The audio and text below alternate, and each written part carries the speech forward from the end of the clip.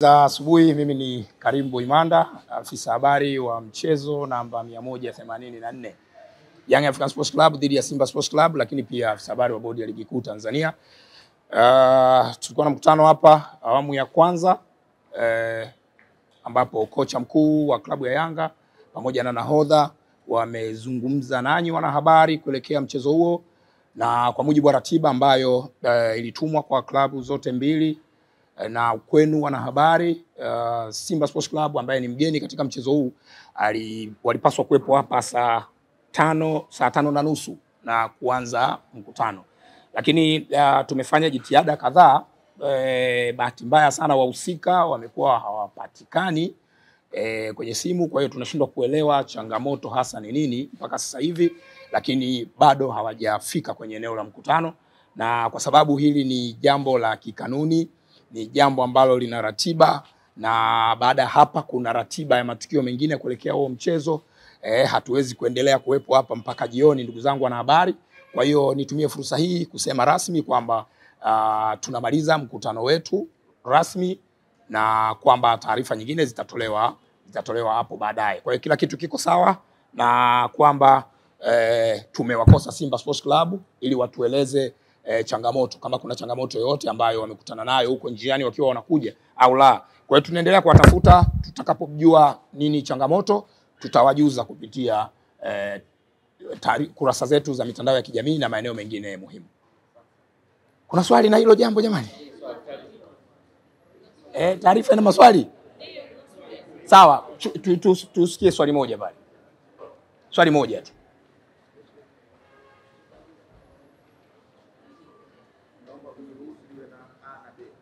Sawa.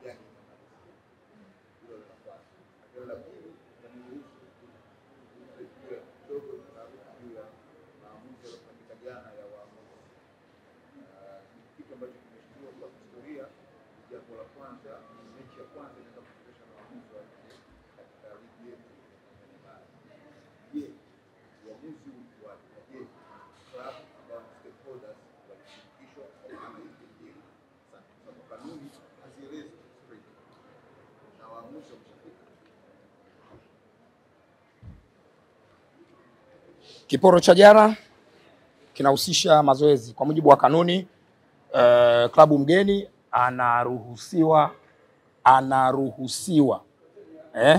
kufanya mazoezi kwenye uwanja wa mchezo angalau mara moja kabla ya siku ya mchezo. Siku ya mchezo ni kesho, na leo ni tarehe 24, na kanuni ile inasema kwamba ni muda ule wa mchezo, ambapo kwa mujibu wa ratiba yetu mchezo utafanyika saa 11 jioni. Kwa hiyo saa 11 jioni ya leo ndio muda wa kikanuni wa timu mgeni kufanya mazoezi kwenye uwanja wa Benjamin Mkapa. Lakini nimetumia neno wanaruhusiwa, halazimishi kwenda kufanya mazoezi. Baada ya hapa kuna kikao cha kitaalamu cha maandalizi ya mchezo.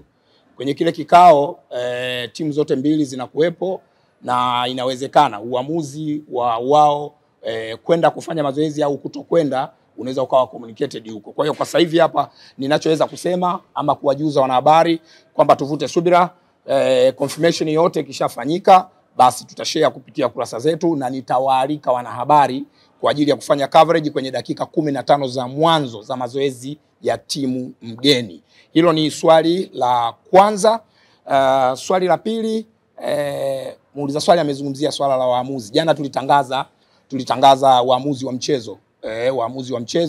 Waamuzi wanne kutoka Misri na mtathmini wa waamuzi kutoka nchini Somalia. Ametumia neno taharuki. Mimi sidhani kama taharuki ni neno sahihi sana. Ni vile watu ni habari ambayo kutokana na upekee wa mchezo wenyewe, upekee wa tukio lenyewe, na watu wameipokea vile vile kiupekee. Amesema pia kanuni, muuliza swali amesema kanuni hazisemi chochote kuhusiana na hilo. Ni kweli kanuni hazizuii TFF kupitia kamati yake ya waamuzi kuleta muamuzi kutoka nje ya Tanzania kwa ajili ya kusimamia mchezo wa ligi. Kanuni inaeleza sifa za waamuzi wanaoweza kusimamia huo mchezo. Kwa hiyo jambo pekee ambalo tunaweza tukalieleza sasa hivi ni kwamba kwenye kanuni ya 39 kanuni ya 39 ibara ya kwanza inaeleza kuhusiana na waamuzi ambao wanakuwa wanateuliwa mwanzoni mwa msimu, idadi ya waamuzi ambao wanateuliwa mwanzoni mwa msimu kwa ajili ya kusimamia mchezo. Lakini kanuni hiyo ya 39 ibara ya 3 inaelezea sasa kitu kinaitwa waamuzi wa akiba, kwamba kamati ikiteua wale waamuzi wa msimu mzima, inakuwa na jopo lingine la waamuzi ambao ni wa akiba, ambao wanaweza kutumika kwa dharura au pale inapohitajika. Pale inapohitajika. Kwa hiyo ni kanuni ya 39 ibara ya 3 ambayo inaelezea hilo jambo, kwamba kutakuwa na waamuzi wa dharura. Orodha hii ya waamuzi haijawahi kutangazwa na TFF kupitia kamati yake, wala orodha ya waamuzi wa akiba haijawahi kutangazwa kupitia kamati ya waamuzi ya TFF. Wanayo wenyewe wanaitumia, maana yake waamuzi wenyewe wanajifahamu, wale ambao wameteuliwa kuchezesha ligi msimu huu wenyewe wanajifahamu, na kwamba sasa tunakwenda kwenye mchezo huu waamuzi wametajwa. Kitu kingine ambacho tunaweza kukieleza ili wadau wengine wafahamu ni kwamba waamuzi walioteuliwa ni waamuzi wa kiwango cha juu sana, waamuzi ambao majina yao si mageni masikioni kwetu na wala machoni kwetu. Tumeshawahi kuwashuhudia wakisimamia michezo mikubwa ya ngazi ya klabu ya kafu, lakini pia hata ngazi ya taifa, kwa maana ya michezo ile inayosimamiwa na kafu ya timu za taifa. Lakini pia wameshawahi kufanya vizuri kwenye michezo ambayo inasimamiwa na FIFA. Ni waamuzi wakubwa, waamuzi wenye profile kubwa, wenye uwezo mkubwa, ambao kutokana na kwamba hili ni tukio lenye upekee, dabi ya Kariakoo, sherehe za kukabidhi ubingwa kwa pamoja, mambo haya mawili yametengeneza tukio kubwa sana, tukio kubwa na la kipekee. Si tu waamuzi kutoka nje, kuna mambo mengi sana yataendelea kutangazwa na kuelezwa ambayo yanaendelea kusherehesha upekee wa tukio lenyewe. Suala la klabu kushirikishwa ama klabu kuridhia halipo kwenye kanuni. Waamuzi wanateuliwa na kamati ya waamuzi ya TFF na wanapangiwa michezo na kamati ya waamuzi ya TFF. Kanuni ya 39 ibara ya 8 kama sio 9, siko sure sana hapo, inaeleza sasa kwamba kama klabu haijaridhia maamuzi ama haijaridhishwa na maamuzi, maana yake baada ya mchezo ina siku 3 za kutoa malalamiko yao. Kwa hiyo hakuna sehemu inayotoa nafasi kwa klabu, kiongozi au yoyote kuzungumzia muamuzi kabla. Kanuni hiyo ya 39 ibara ya 8 kama sio ya 9, siko sure sana, inaelezea pia sasa kwamba kiongozi, mchezaji, kocha au mtu mwingine yoyote haruhusiwi kumkataa muamuzi aliyepangwa na kamati ya waamuzi ya shirikisho la mpira wa miguu Tanzania.